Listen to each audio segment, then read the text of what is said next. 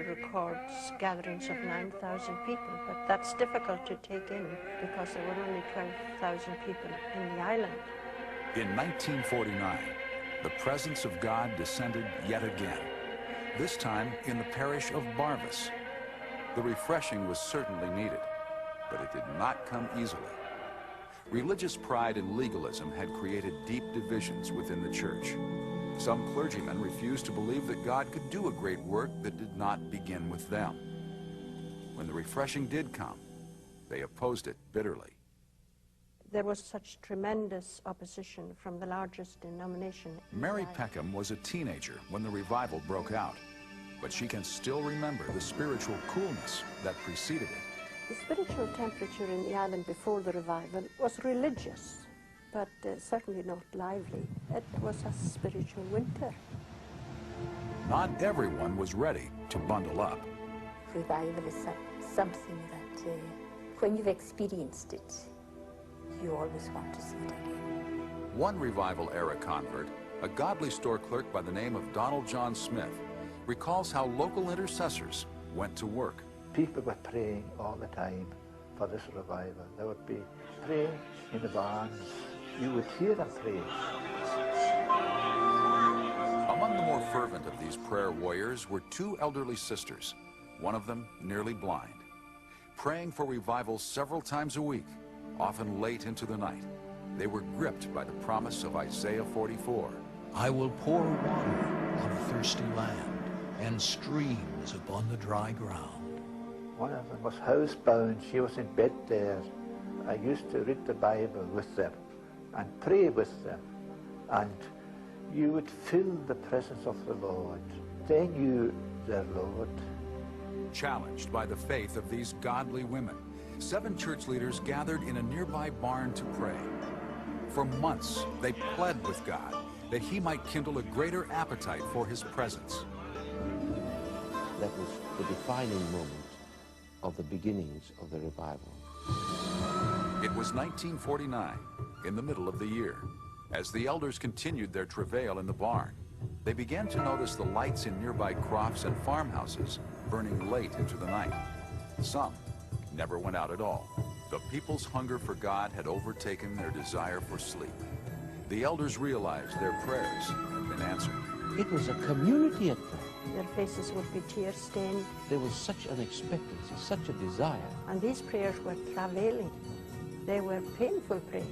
Such a longing that God would come. And God answered. With nothing more to delay him, Jehovah drew near. Something very significant had happened the previous night. There was something quite strange, almost eerie, in the atmosphere of the house. We felt this power, and afterwards, even the dishes were clattering. It was as if the Lord came down with a mighty wind. The house shook with the power of prayer and the presence of the Lord. And people were afraid because this was a supernatural happening. The Shekinah glory of God descended upon the community. A tangible, supernatural light hovering around many of the farmhouses. There was lights coming on houses. The glory of the Lord was just shining around about them. They were all still. They couldn't say a word. What could they say? Be still and know that I am God. That's all we said. Around 4 o'clock in the morning, a crowd of several hundred people gathered outside the community police station. Many had traveled from neighboring villages, drawn by an incomprehensible power. Walking on the main road, they would be crying out to God to have mercy on them.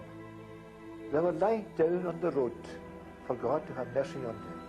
It was as if we were suddenly in eternity. Eternal issues, eternal things were very, very real to us. A key figure in the unfolding revival was the Reverend Duncan Campbell, a fiery preacher with the United Free Church. He would storm up and down the pulpit. The perspiration would run down his face. Oh, my dear people, listen, the secret of the Lord is with them that fear him. The meeting halls were packed. Just as many unbelievers came, many all over the island they were coming. The church was crowded to capacity. People sat in the windows. Just as many outside. Oh yes, just as many outside. You can make a community crusade conscious, the fiery revivalist would say, but only God can make a community God conscious. You see, the presence of God puts to flight program. Not an evangelist, not a special effort, not anything at all organized on the basis of human endeavor, but an awareness of God that gripped the whole community. Soon the moving of God's Spirit was felt on other islands, including Harris, Bernera, and Tyree. But it was the revival on North Uist that Jean Blanchard remembers best.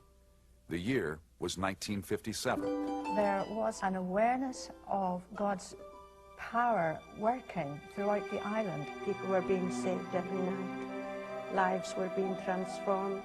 We could only say, God came down. As news of the revival spread, several reporters showed up on the island around Christmas time. Upon arriving at their hotel, they were promptly escorted into the bar by the local proprietor. Look, he said, all this alcohol is here. He said, the people are not coming. They're going to the meetings. The revival meetings had just spoiled their sales. Similar complaints were heard all over the islands. Lifestyle was changed, all right, there's no doubt about that. The drinking houses of the village, they gradually disappeared one by one with the power of the revival. It affected the whole community. You couldn't be indifferent to what was happening. It was as if there was a canopy of an awareness of God over the whole island. And there was a complete transformation. And the people in the world knew it. God had come. That was the answer.